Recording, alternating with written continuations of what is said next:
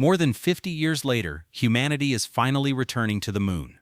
On January 17, 2026, NASA transported the Artemis II rocket to Launch Pad 39B at the Kennedy Space Center, marking the final major milestone before 4 astronauts embark on the first crewed lunar mission since the Apollo era. The massive Space Launch System rocket, approximately 100 meters tall and weighing 11 million pounds, made a 4-mile slow journey from the Vehicle Assembly Building to the historic launch pad, where the countdown to humanity's return to deep space officially began. This is no ordinary rocket launch. It was the moment when years of development work were about to become reality. Let's now examine together what this means, what will happen next, and why this mission is more important than most people realize. The launch began on Saturday, January 17th at 07:04 Eastern Time, with NASA's massive Space Launch System (SLS) rocket carrying the fully integrated Orion spacecraft, beginning its planned journey. The 12-hour journey, moving at a maximum speed of just 4.82 miles per hour, was an engineering feat requiring extreme precision. Originally built for the Apollo and Space Shuttle programs, the crawler transporter moved the massive rocket slowly but surely to Launch Pad 39B, the same launch complex that sent many Apollo missions to the moon decades ago. The rocket reached the launch pad at 6:42 p.m. that evening, marking a significant transition from assembly to launch operations. This ceremony was an operational event. Once the rocket was in place, ground crews immediately began connecting critical systems that could be tested in the actual launch environment: power interfaces, propellant lines, communication networks, and environmental control systems. Everything that was assembled separately over the past year is now working for the first time as a complete, integrated system. What makes this launch particularly important is its timing. The launch window opens on February 6, 2026, potentially just 3 weeks from now. This timeline is aggressive and hinges on a critical test, the wet dress rehearsal, currently scheduled for February 20th. During this rehearsal, ground crews will load the rocket with over 700,000 gallons of cryogenic propellant, liquid hydrogen, and liquid oxygen, and run through the entire countdown sequence, stopping only 30 seconds before engine ignition. This test allows engineers to simulate launch day conditions without an actual launch, verifying fueling procedures, timing, software coordination, and the interaction between the rocket and ground systems under real operational stress. The wet dress rehearsal means success or failure. If significant issues arise, NASA may return the rocket to the Vehicle Assembly Building for additional work, which could delay the mission. Jared Isaacman, NASA's newly appointed mission manager, emphasized at a January 16 press conference that a definitive launch date would not be set until the wet dress rehearsal is successfully completed. Isaacman stated, "We have no intention of announcing the actual launch date until the wet dress rehearsal is complete," clearly indicating that safety and readiness are more important than schedules.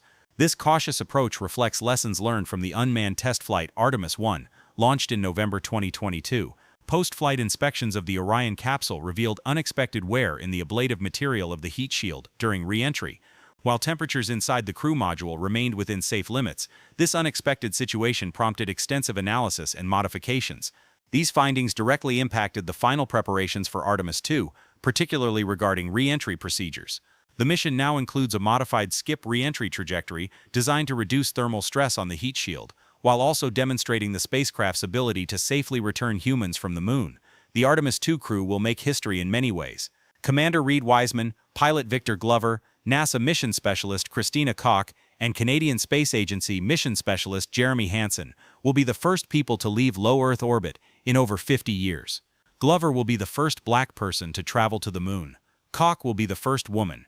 Hansen will be the first non-American. Their 10-day mission is not only a technological achievement, but also a deliberate effort to make deep space exploration more inclusive and based on international cooperation than it was during the Apollo era. The mission profile is designed more for verification than exploration. After launch, the crew will first enter a highly elliptical Earth orbit, far beyond the altitude of the International Space Station, but still relatively close to Earth. This phase allows mission controllers to evaluate the spacecraft systems while retaining the ability to return quickly if necessary. Once performance is confirmed, Orion will fire its translunar injection fuel to place the spacecraft into an orbit toward the moon. The crew will fly over the far side of the moon, reaching a distance of approximately 250,000 miles from Earth. This is a distance no human has reached since Apollo 17 in 1972. During this phase of the flight, Orion will temporarily lose direct communication with Earth as it passes behind the moon. This planned communication blackout is intentional. It tests procedures and systems that future crews will need for lunar surface missions, where communication windows are limited and autonomous decision-making is critical. Artemis 2 does not include a landing, but the flyby serves critical operational purposes. The crew will test navigation accuracy, evaluate propulsion system performance in deep space, validate life support systems under realistic mission conditions, and assess crew workload during operations near the Moon. They will also conduct observation tasks, photographing potential landing sites near the Moon's south pole, and assessing lighting conditions, which will be crucial for the Artemis 3 mission aimed at returning astronauts to the lunar surface. The European service module of the Orion spacecraft, built in international partnership with the European Space Agency, will be tested with a crew for the first time. This module provides thrust, electrical power, thermal control, and life support, water, oxygen, and nitrogen, for the astronauts. Its performance is absolutely critical. Any issues identified during Artemis 2 will lead to direct modifications for subsequent missions. In terms of system integration, Artemis 2 serves as a comprehensive validation test.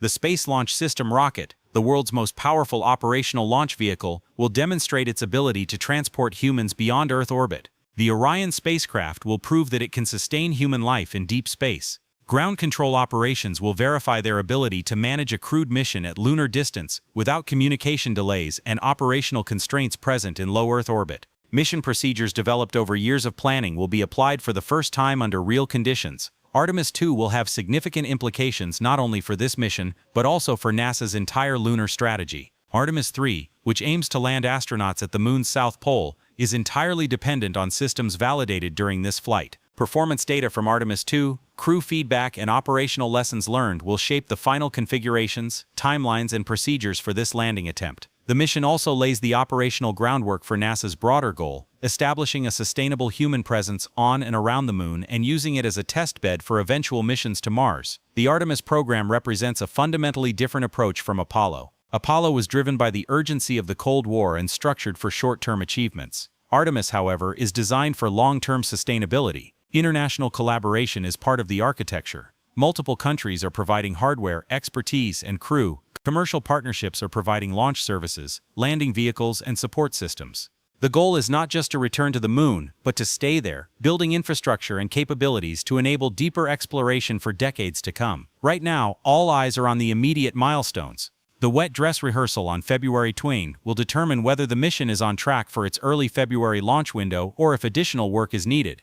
If the rehearsal is successful, NASA will conduct a flight readiness review, bringing together engineering teams, safety officials, mission managers, and astronaut representatives to assess whether the vehicle, ground systems, and procedures meet all necessary standards. Mission Management Team Leader John Honeycutt clearly stated at a press conference in January that the final launch authority rests with him, in coordination with Launch Director Charlie Blackwell Thompson. While consensus is preferred, Honeycutt emphasized that if necessary, he would make the final decision on launch readiness, even without unanimous agreement from the management team. Ultimately, the decision rests with me, Honeycutt said, underscoring the weight of responsibility involved in sending humans back to the Moon. With the rocket now on the launch pad, Artemis 2 has entered its final preparation phase. The hardware is complete, the crew is trained, the procedures have been established. The only thing left is to conduct tests under real conditions to verify that everything works as intended in situations where lives depend on it. That is, validation. This is where engineering discipline is paramount, where decades of planning meet operational reality, and where humanity takes its next conscious step toward returning to deep space.